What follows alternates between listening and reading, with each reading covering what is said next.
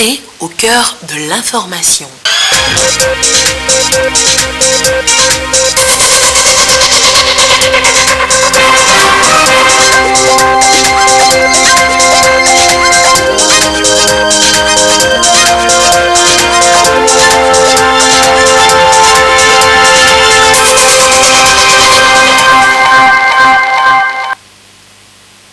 Mesdames, Messieurs, bonsoir. Bienvenue sur la télévision togolaise pour le journal du soir. Voici le sommaire.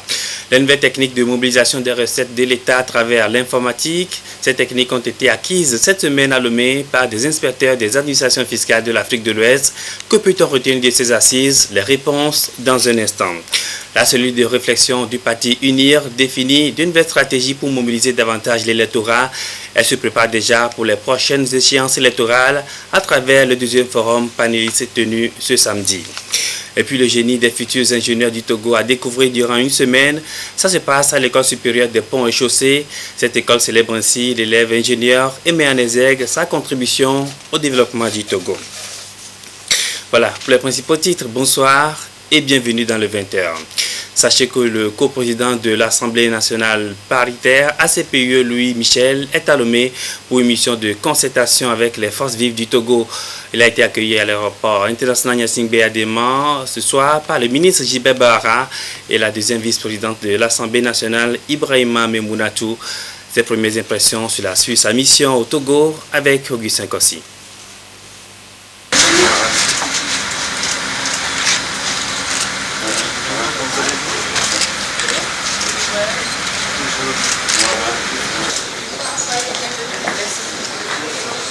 Nous sommes là pour une mission d'information. Nous allons rencontrer, bien entendu, les autorités du pays, les membres du gouvernement, le président de la République, mais aussi les leaders de l'opposition parlementaire et non parlementaire, les forces vives, les journalistes aussi, bien entendu.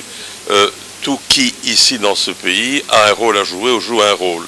Et puis à l'issue de cette mission, nous rendrons compte, nous rendrons un rapport pour dire quel est notre sentiment, ce que nous aurons entendu, ce que nous aurons vu, les réponses qu'on nous aura apportées, à la fois des gens des autorités gouvernementales, mais aussi des gens de l'opposition, des représentants de l'opposition, de la société civile. Ça nous paraît important de manière objectivée le rapport entre l'Union européenne et le Togo. J'ai lu le rapport de la CEDEAO par rapport aux élections, qui est un rapport plutôt intéressant et plutôt positif. J'ai aussi vu le rapport des Nations Unies, donc nous allons un peu voir toutes ces personnes, vérifier, entendre, écouter. Nous venons échanger, écouter et éventuellement recommander. Elle aussi est à Lomé pour un double événement, la rentrée parlementaire des députés de la 6e législature du Togo et la mission des parlementaires ACPUE à Lomé. La présidente du Sénat gabonais, Milebou Obinson Lucie, a été accueillie ce matin à l'aéroport général Yadema par la présidente de l'Assemblée nationale, Yawadik Bodichega. La coprésidente du Parlement ACP s'est confiée à la presse et au propos de suivre sa déclaration au micro d'Augustin Kossi.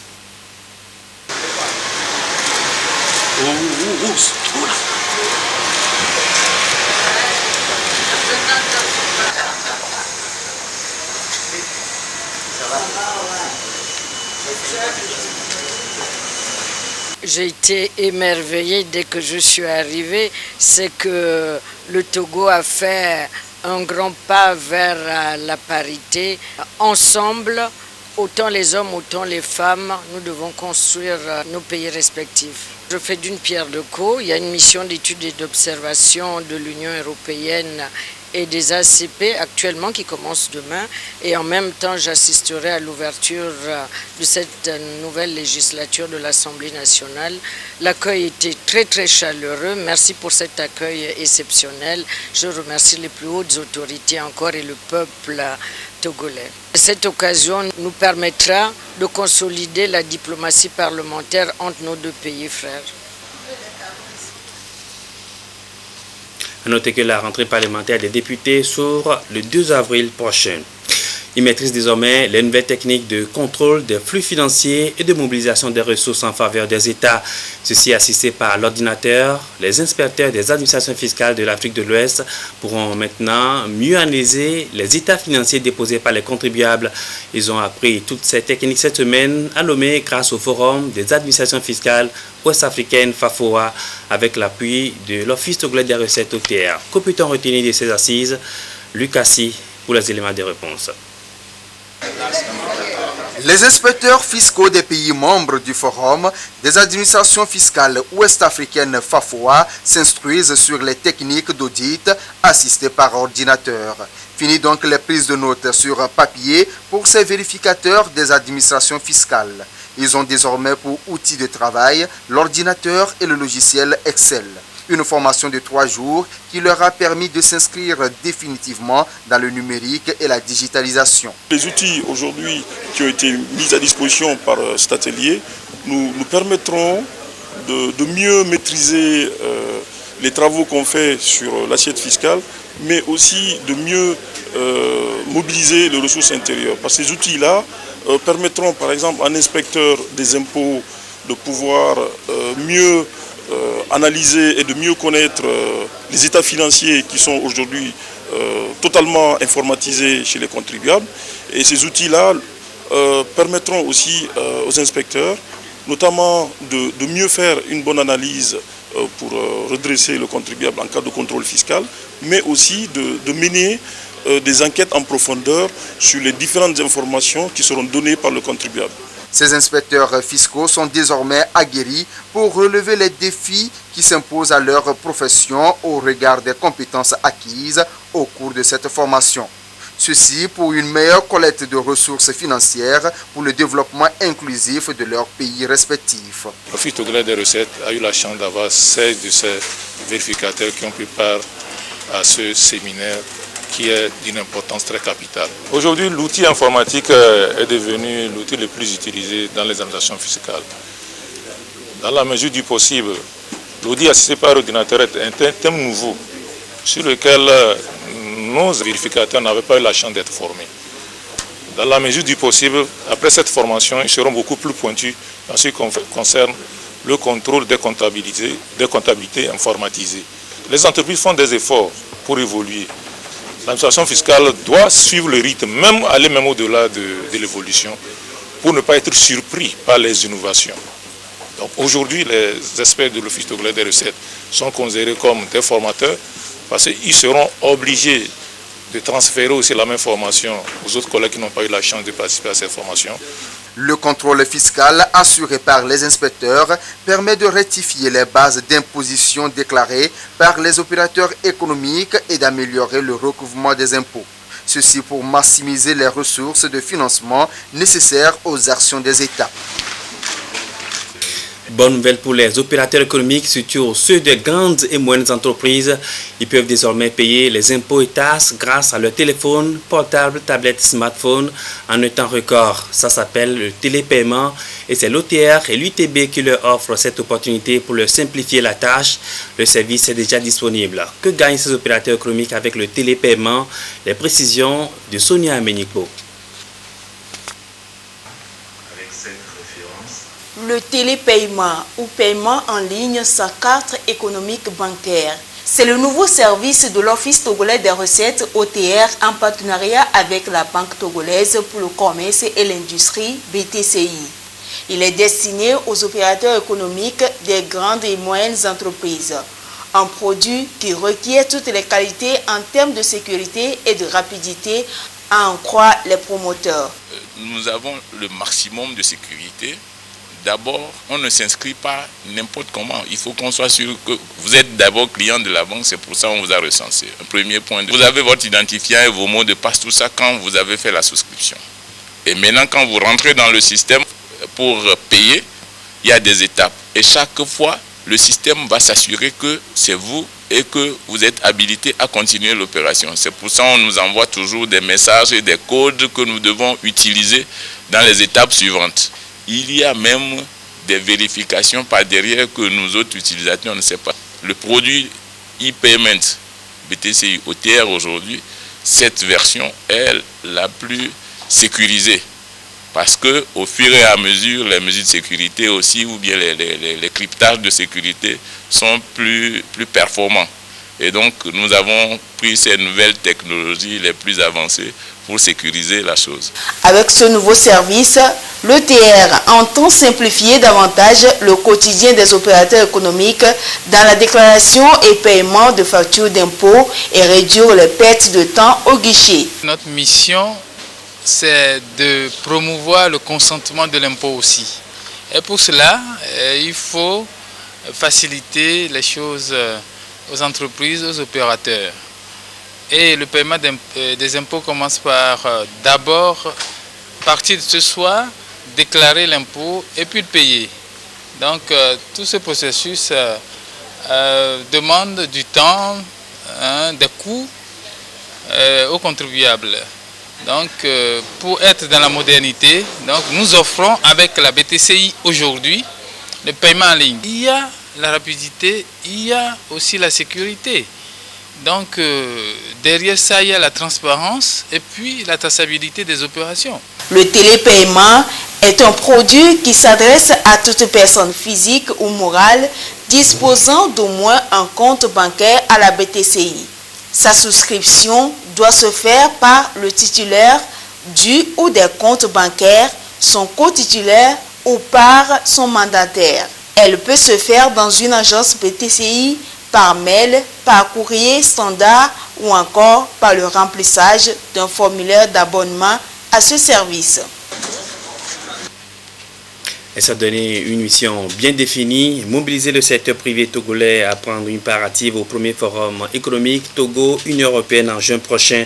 La Chambre de commerce et d'industrie du Togo est sur le terrain pour la sensibilisation. Les opérateurs économiques de la ville d'Atakpamé connaissent déjà les enjeux et les opportunités de ce forum. Sivera Boudjou. La Chambre de commerce et d'industrie du Togo s'active pour une meilleure organisation du premier forum économique Togo-Union européenne, une plateforme d'affaires pour bâtir des relations économiques pérennes et durables. Cette institution consulaire mobilise à travers cette séance d'information les opérateurs économiques pour leur implication effective à ce forum prévu du 13 au 14 juin prochain. Il s'agit pour la CCIT de leur expliquer les contours du forum, les opportunités d'affaires à saisir pour faire du Togo la plateforme économique par excellence dans la sous-région ouest-africaine. Nous leur avons dit d'être ambitieux, d'être courageux à pouvoir présenter des projets structurés. Et s'ils pensent qu'il y a un problème dans la formulation de ce projet, nous, en tant qu'entité de la Chambre de commerce, nous commettons des expertises pour les accompagner en vue que leur projet soit structuré, leur projet soit bancable.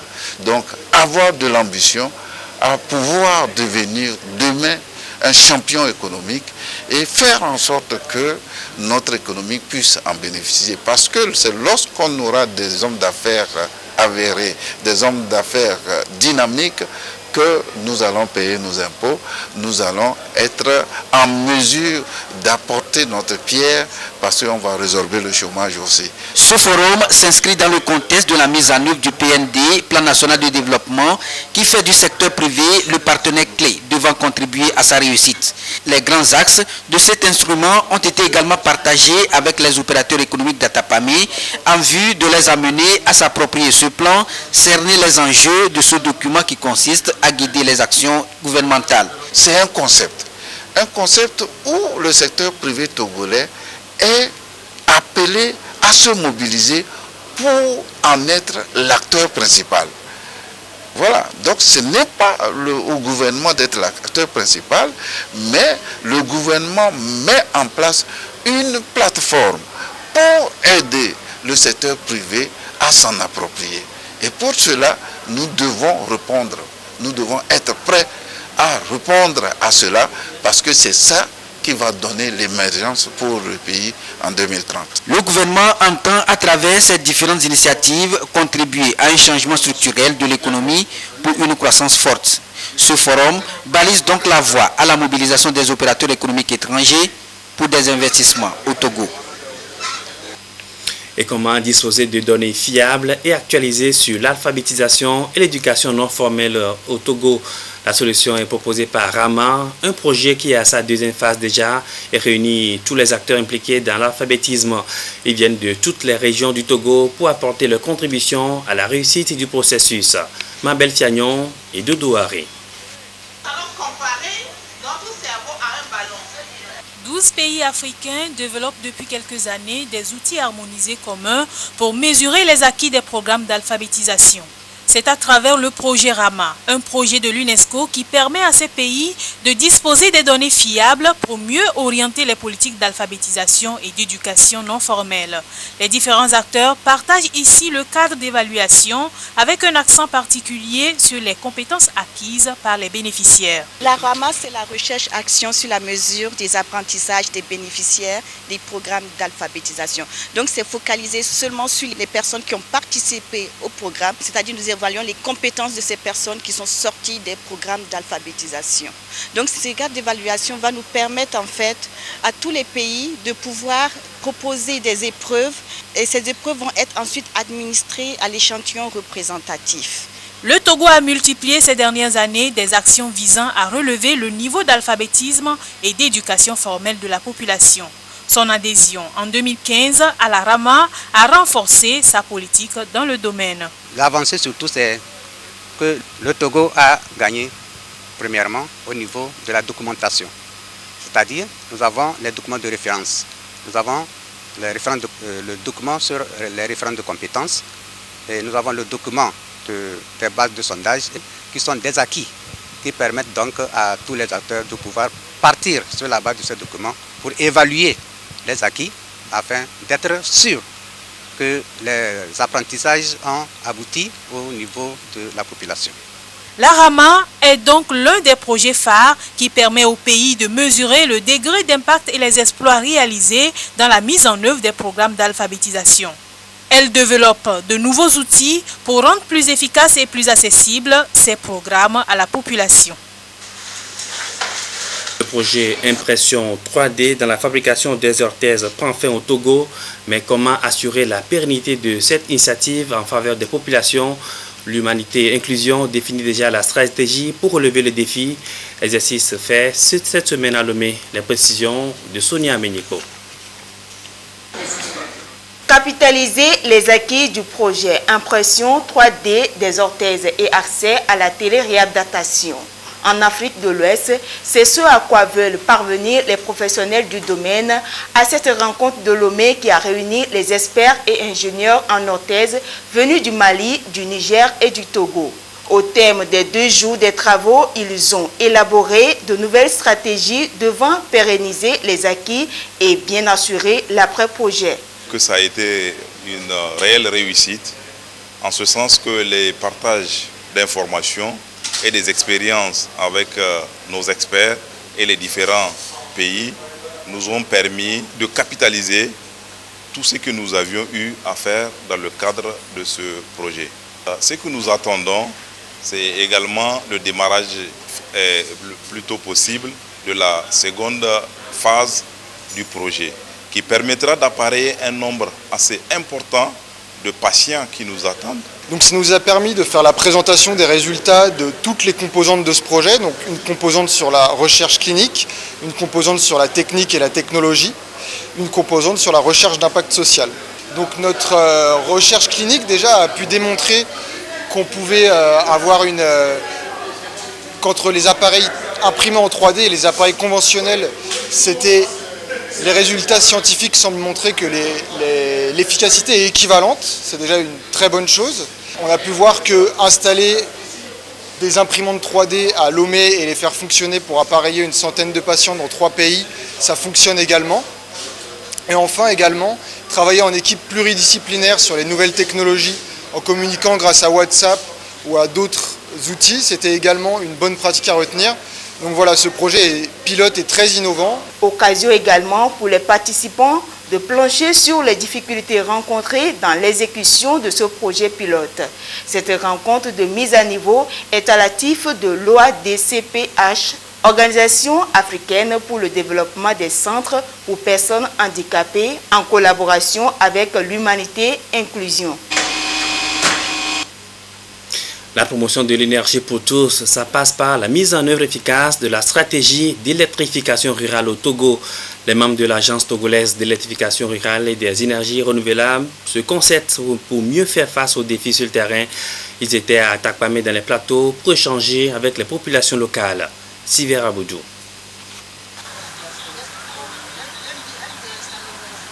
Le Togo veut atteindre un taux d'électrification de 60% à l'horizon 2020 et de 100% en 2030 pour garantir l'accès de tous à des services énergétiques fiables, durables et modernes.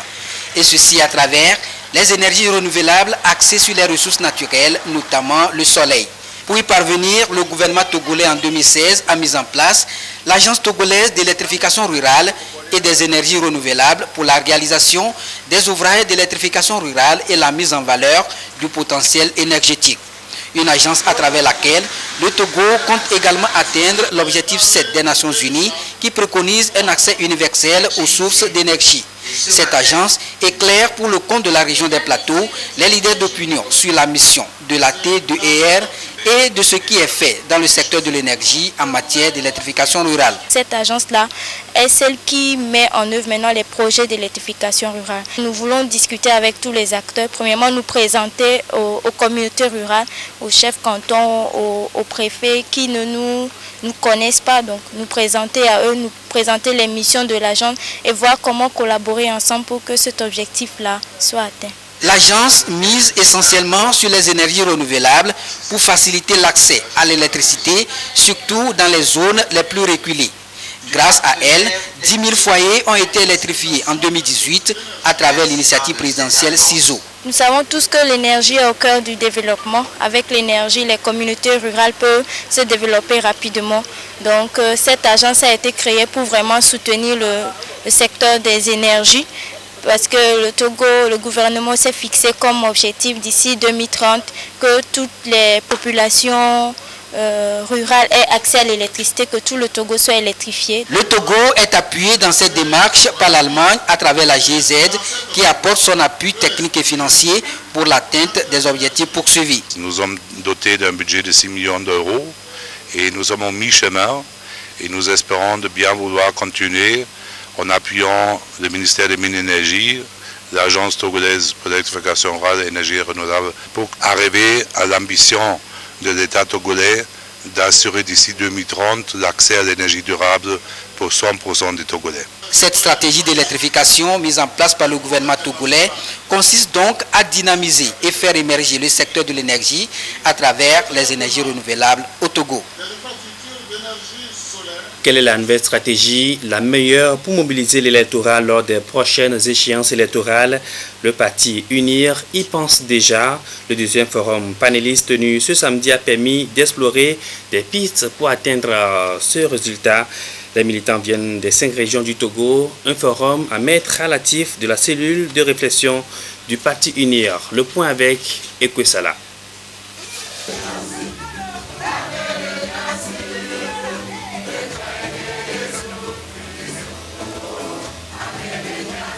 « 2020 approche à grands pas pour l'élection présidentielle alors que tout se met en place pour que les locales se tiennent dans le courant de l'année 2019. Au sein du parti UNIR, tout bouge. La cellule de réflexion du parti veut marquer sa présence aussi bien sur le terrain que sur les réseaux sociaux. Le deuxième forum des panélistes qui a réuni ici les militants venus des différentes régions du pays entend leur permettre de mieux s'approprier les stratégies de communication et de mobilisation pour ces rendez-vous électoraux.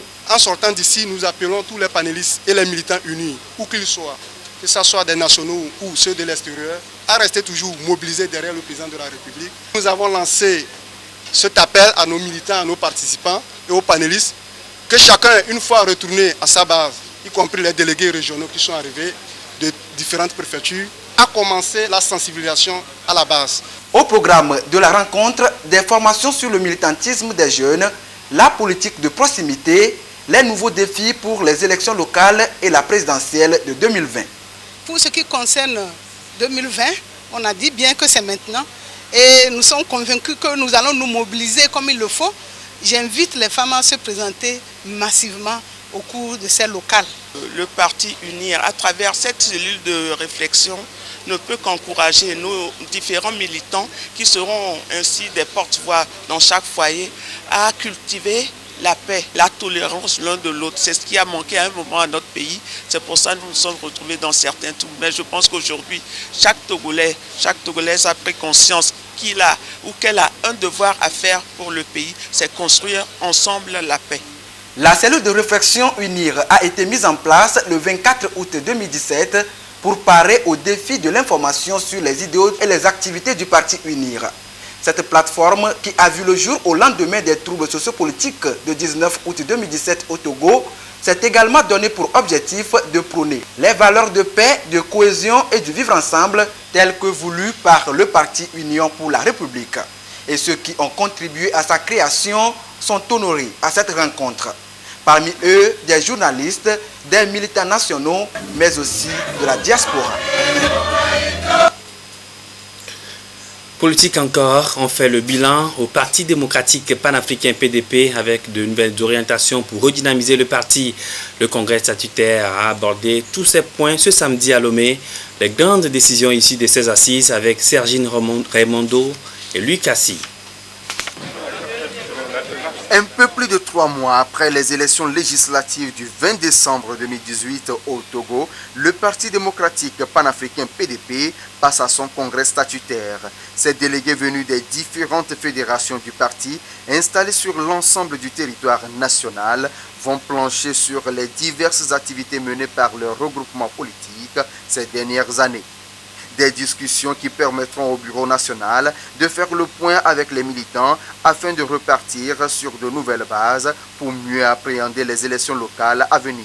Le parti PDP a toujours travaillé dans l'intérêt du pays et en dehors de nos préoccupations professionnelles, nous étant enseignants et étant entrepreneurs nous-mêmes, opérateurs économiques, donc nous faisons tout pour que le meilleur choix soit fait aux prochaines élections et que les élections permettent à la base, les élections locales c'est à la base de choisir les vrais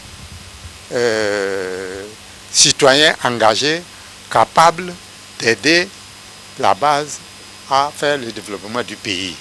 Nous devons nous entendre pour faire l'équilibre et l'équité sur l'ensemble des régions que nous nous engageons pour faire un bon choix dans la paix, dans la concorde et dans l'amitié. Des décisions importantes susceptibles d'impacter positivement les actions du PDP et du pays seront prises à ce congrès statutaire, à en croire le président national du parti.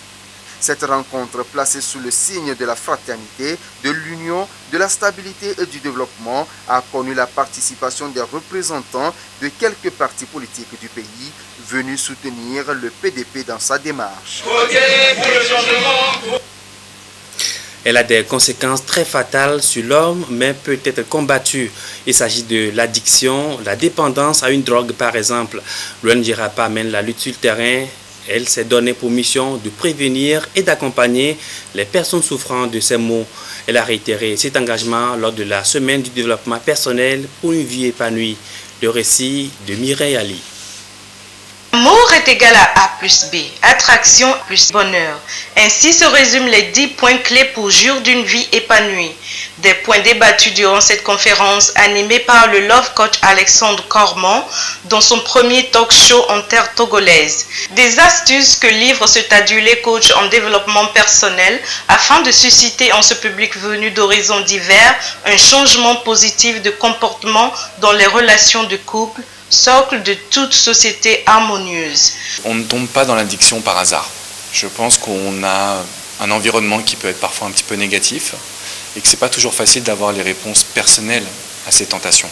Ma vision qui est de dire qu'avec l'amour et le bonheur, on peut aujourd'hui avoir la vie qu'on désire, quel que soit son passé. J'insiste beaucoup là-dessus parce que souvent c'est notre passé qui nous tire vers le bas on regarde tout ce qu'on a fait de mal ou tout ce qu'on en a reçu, tous les challenges que la société nous a imposés. Et aujourd'hui, l'idée de l'amour et du développement personnel, c'est de pouvoir prendre sa vie en main et d'une certaine manière de ne pas se laisser tenter par toutes les choses qui sont toxiques. Quand on est capable de s'écouter et de faire un travail sur soi, toutes les portes s'ouvrent à nous. C'est-à-dire qu'on a vraiment cette capacité de changer nos vieilles habitudes et tous les problèmes. On a eu une éducation, on est toujours renfermé sur nous, on n'arrive pas à exprimer nos sentiments ni nos désirs. Ces genres de coaching nous permettent de sortir de nos coquilles. De diverses actions caritatives et bénévoles sont menées sur le terrain par l'ONG RAPA à l'endroit des couches vulnérables depuis le 6 août 2013, date de sa création. En incluant ces séances de coaching, une initiative très appréciée, l'ONG entend permettre aux citoyens d'exploiter leur plein potentiel. Challenge Éducation revient avec une nouvelle approche pour mettre en valeur la formation scolaire, universitaire et professionnelle au Togo. La 5e édition du Salon international de l'éducation et de la formation a tenu ses promesses. Conférences, débats, expositions ont meublé l'édition de cette année. Yasmine Kodia.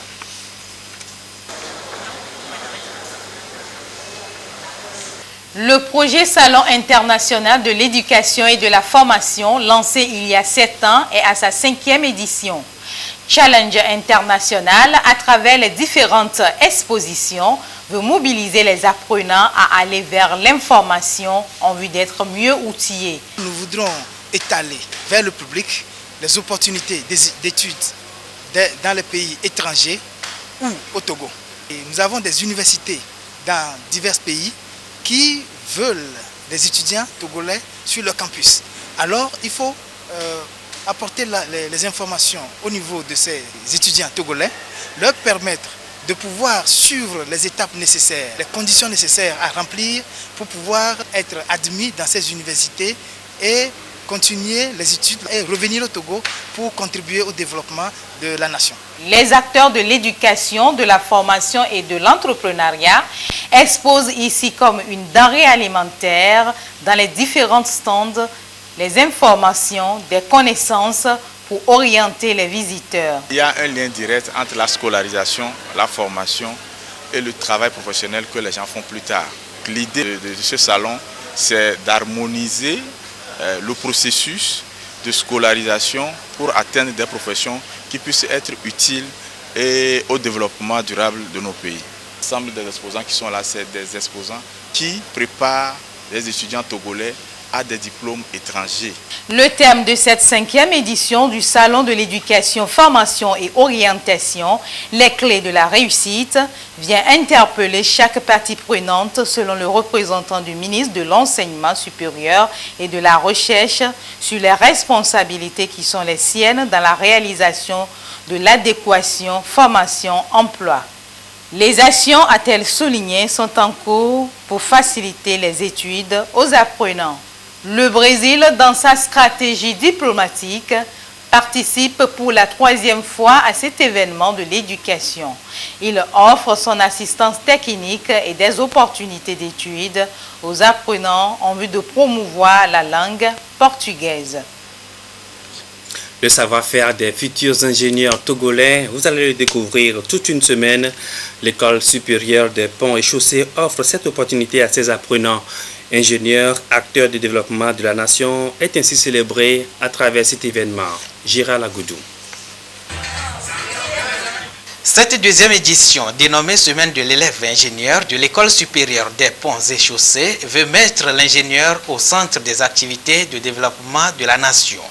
Occasion pour les élèves ingénieurs de faire découvrir leur savoir-faire en génie civil, génie électrique, génie mécanique et génie hydraulique dans la perspective de l'émergence à travers les infrastructures routières, portuaires, aéroportuaires, électriques, alimentation en eau et bien d'autres. Y a-t-il un seul pays qui n'aspire pas au développement? Nous avons regardé les stands. Nos étudiants ont embrassé tous les thèmes, pratiquement. La construction, l'électricité et même, j'allais dire, la recherche fondamentale. Parce que lorsque l'étudiant va essayer d'aller sous la terre, chercher une nappe phréatique, évaluer la quantité d'eau qu'il y a là-dedans et qui puisse être exploitable, je crois que c'est fondamental. La semaine permettra également d'informer le public sur les offres de formation disponibles à l'École supérieure des ponts et chaussées. Ceci à travers des conférences qui seront animées par des experts ingénieurs du Togo et de la Tunisie. On a beaucoup besoin de l'ingénieur aujourd'hui, partout. Ce sont des gens qui sont capables de s'adapter à tout moment et à tous les problèmes. C'est pour ça qu'ils sont des ingénieurs. À faire certaines choses académiquement, mais je crois que ce sur quoi on insiste pour l'ingénieur, c'est d'être capable d'affronter un problème et d'y amener des solutions. Créée en 2012, l'École supérieure des ponts et chaussées forme des ingénieurs en licence et master. Elle compte cette année une centaine d'apprenants et met une vingtaine de diplômés sur le marché de l'emploi chaque année. Et puis la région des Plateaux connaît déjà les 2 groupes folkloriques qui vont la représenter le 27 avril prochain à l'apothéose du FESNAD, les temps forts de la phase régionale avec Sivera Boudjou.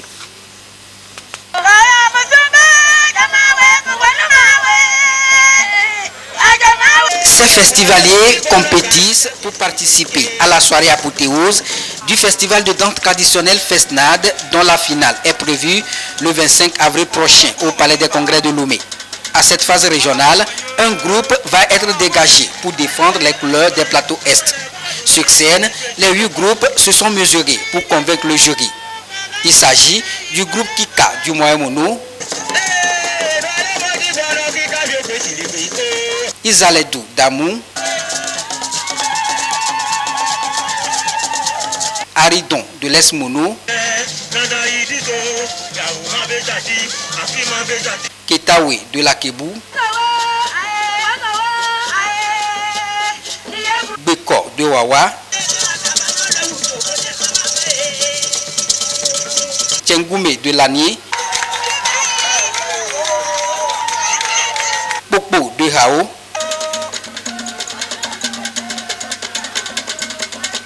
et Kamabinon de Logou.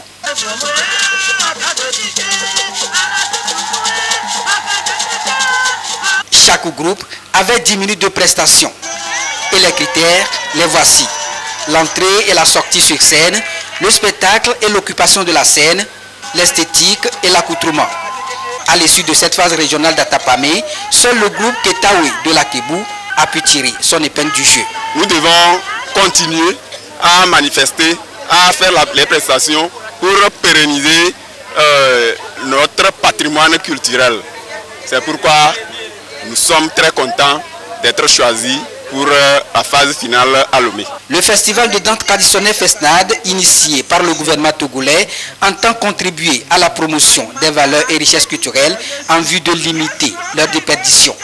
Il se veut également une vitrine de valorisation des valeurs artistiques et des danses traditionnelles du terroir. À terme, que les Togolais arrivent à être fiers de leur culture, à être fiers d'être Togolais. Aujourd'hui, nous savons qu'un grand nombre de Togolais, que tous les Togolais sont en passe d'être fiers de leur culture à travers les richesses culturelles, les richesses patrimoniales dont nous disposons.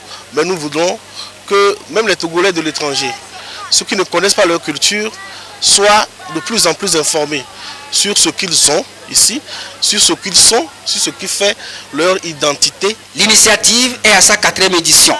Elle est appuyée par divers partenaires, dont le Conseil de l'Entente qui apporte son expertise pour la pérennisation de ce festival. Voilà, le groupe Ketawe de l'Akebou qui va donc représenter la région des Plateaux Est à l'apothéose du FESNAD 2019. Et c'est la fin de cette édition. Merci à vous qui l'avez suivi. Très belle soirée à vous.